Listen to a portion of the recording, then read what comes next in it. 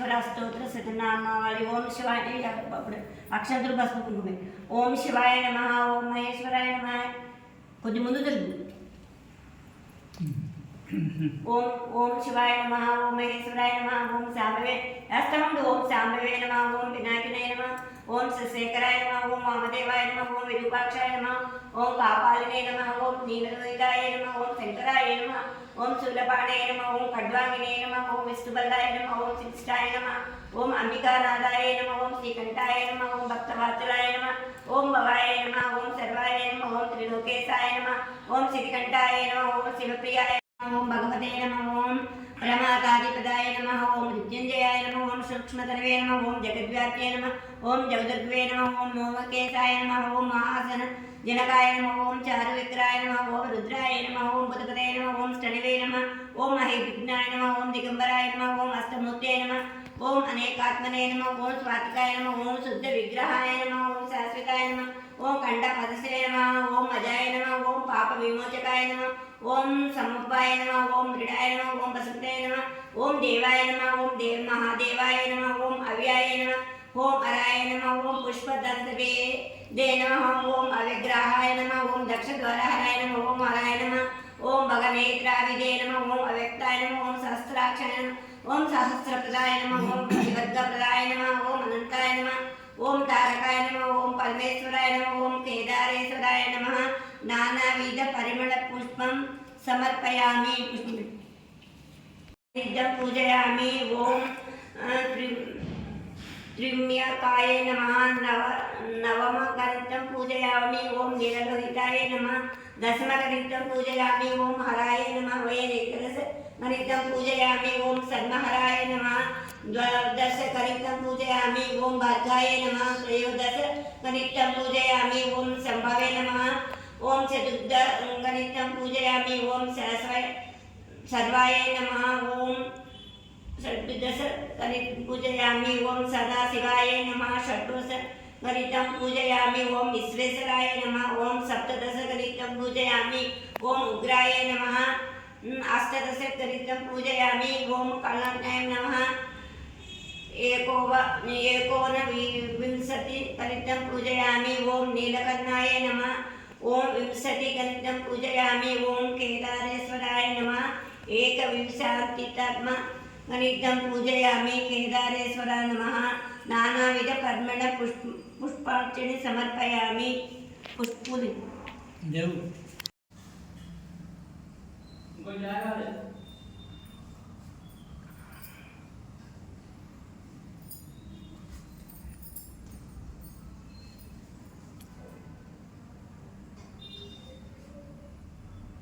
हृदयगणितं पूजयामि. ओं ऋषभद्वयाय नमः. चतुर्थगणितं पूजयामि. ओं गौरीशाय नमः. पंचमगणितं पूजयामि. ओं रुद्राय नमः. षष्ठमगणितं पूजयामि. ओं बृहस्पतये नमः. ओं सप्तगणितं पूजयामि. ओं भीमाय नमः. अष्टमगणितं पूजयामि. ओं तृतीयमकाय नमः. नवमगणितं पूजयामि. ओं नीललोहिताय नमः. दशमगणितं पूजयामि. ओं हराय नमः. एकादशगणितं पूजयामि. ओं स्मरहराय नमः. द्वादशगणितं पूजयामि. ओं भार्गाय नमः. त्रयोदशगणितं पूजयामि. ओं शाम्भवे नमः. चतुर्थगणितं पूजयामि. ओं सर्वाय नमः. ओं षट्दशगणितं पूजयामि. ओं विश्वेश्वराय नमः. सप्तदशगणितं पूजयामि. ओं उग्राय नमः. अष्टादशगणितं पूजयामि. ओं श्रीकर्णाय नमः. विंशतिगणितं पूजयामि. ओं नीलकर्णाय नमः. विंशतिगणितं पूजयामि. केदारेश्वर ओं केदारेश्वर नमः. एकविंशतितमगणितं पूजयामि. केदारेशाय नमः. नानाविध परिमळ पुष्पं समर्पयामि.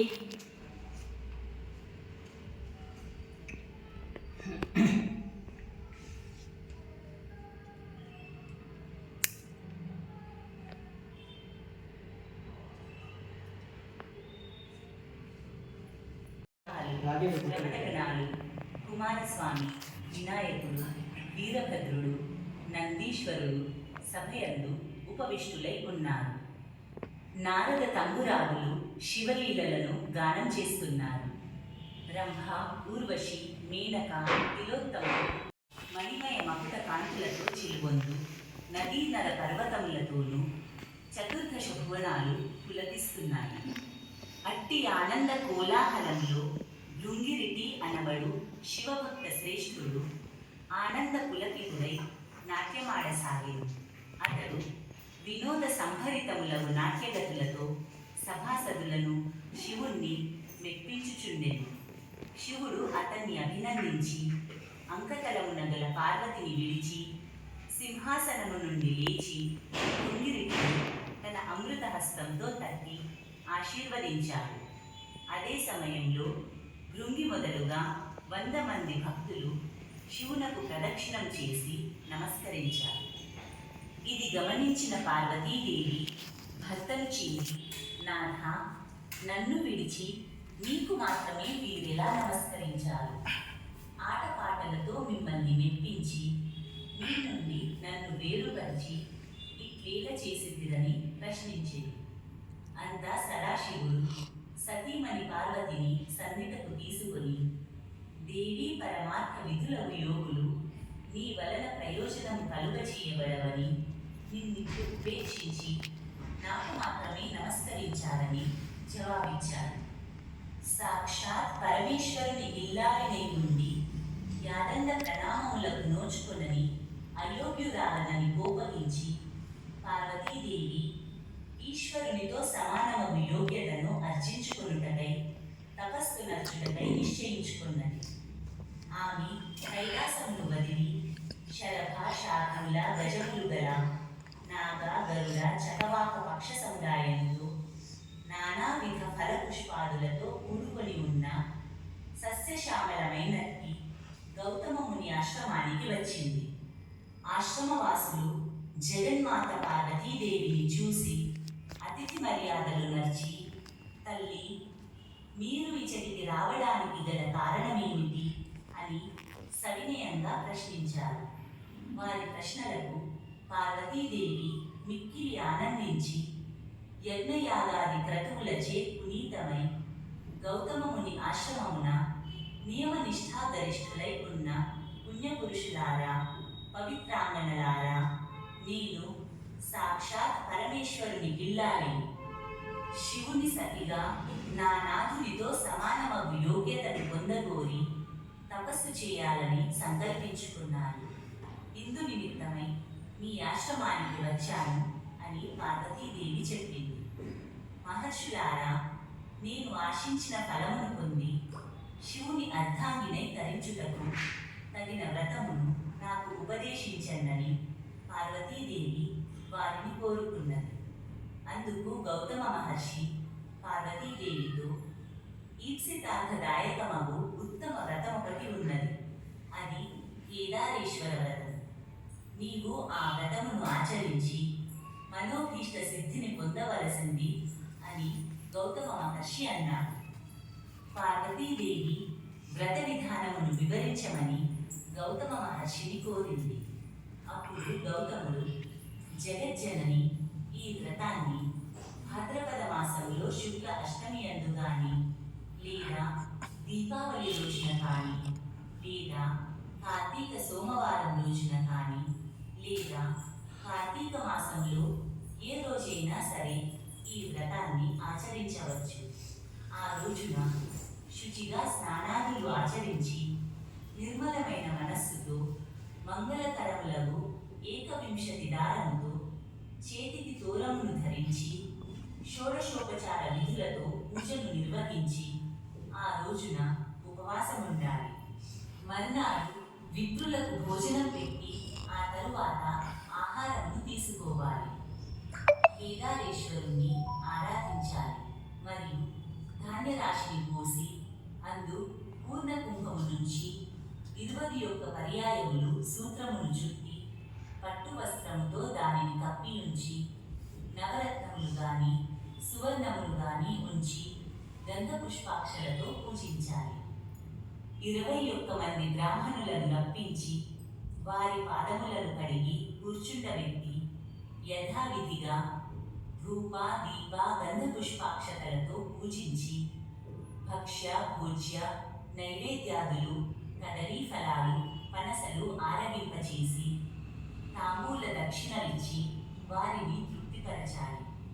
ఈ విధంగా వ్రతమాచరించిన వారిని శివుడు అనుగ్రహించి మనోభీష్ట సిద్ధిని కలుగజేస్తాడని గౌతమ మహర్షి పార్వతీదేవికి వివరించారు.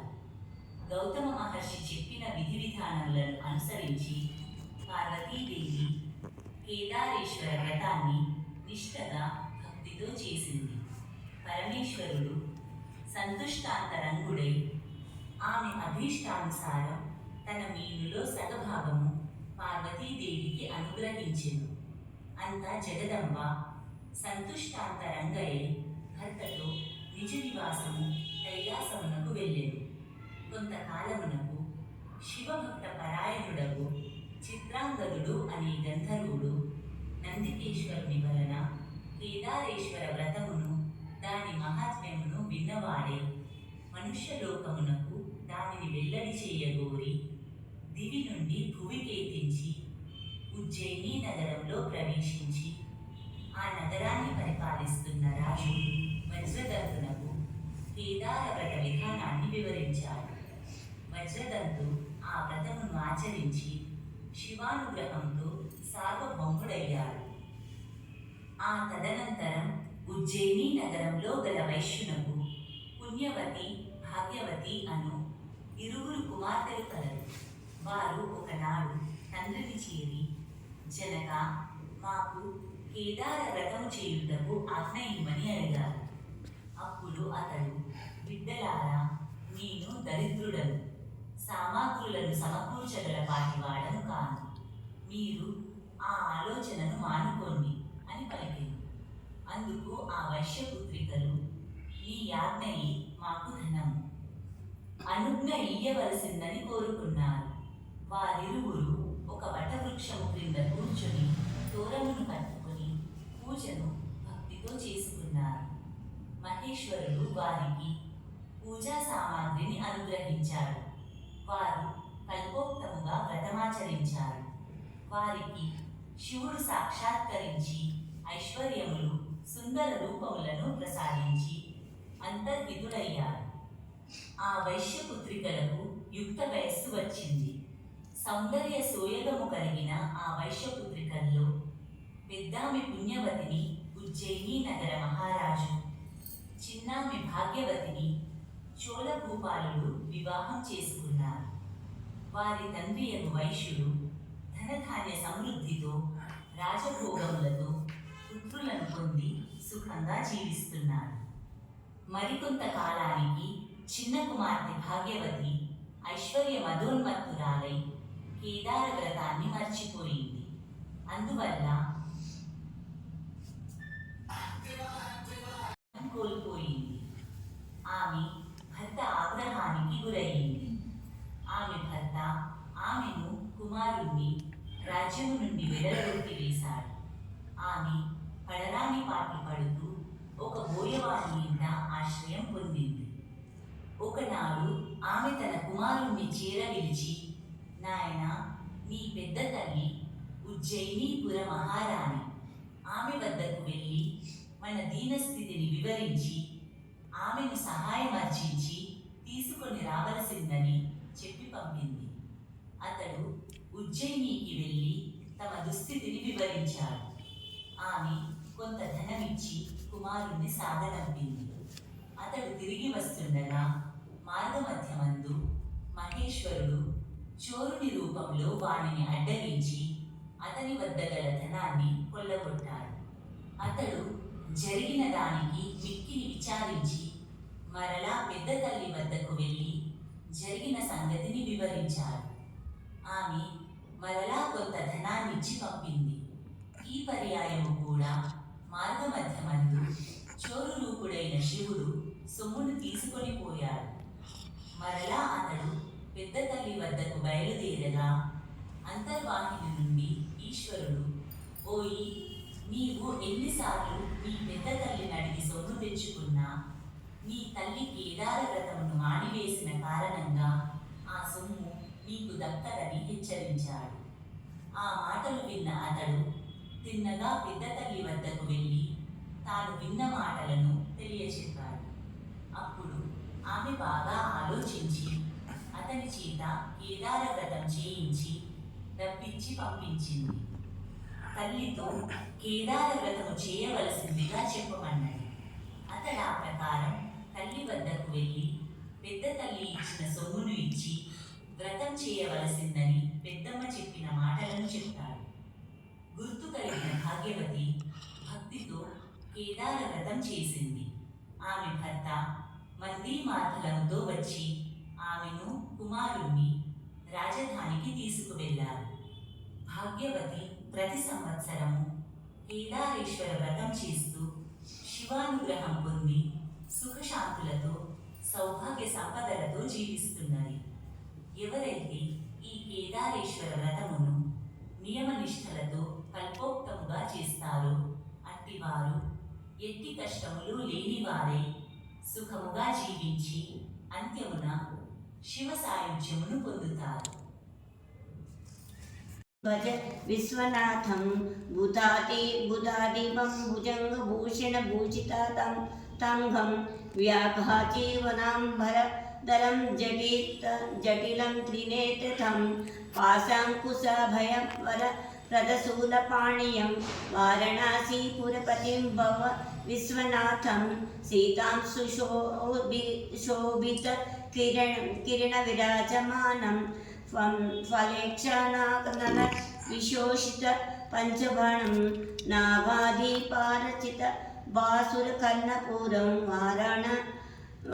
వారాణసీపురపతిం భవ విశ్వనాథం పంచానం దురితమత్తమదం గజానం నాగాత్మకం ధనుజ పుష్పపన్నమం దావానలం మరణశో కజనటవినం వారాయణపుసిపూర పతిం భజ విశ్వనాథం తేజోమయం సద్గుణ నిర్గుణ మద్వితయం ఆనందగంధమాపరాజితం ప్రథమయం నాగత్వం సకల విష్కలమాత్మరూపం వారణాసీపురపతిం భవ విశ్వనాథం ఆసాం విషయ పరిహృత్య పరస్య నిధాం పరే పాపేరతిం చ సునిర్వార్య మనసౌ మదే అధమ ఉరుత్కమల మధ్యగతం పరేశం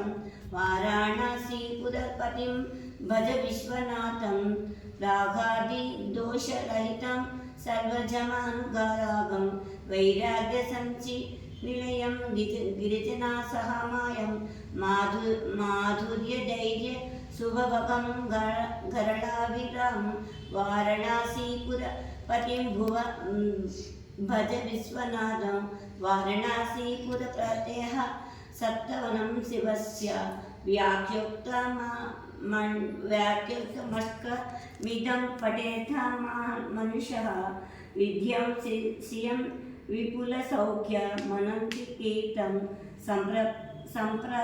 సంప్రయ దేహ విలయం లభ్యతే చ మోక్షం విశ్వనాథమిదం యః పఠేత్ శివ సన్నిధ శివలోకమావోప్నతే శివేన సహ మేధతే మృత్యుంజయ మంత్రము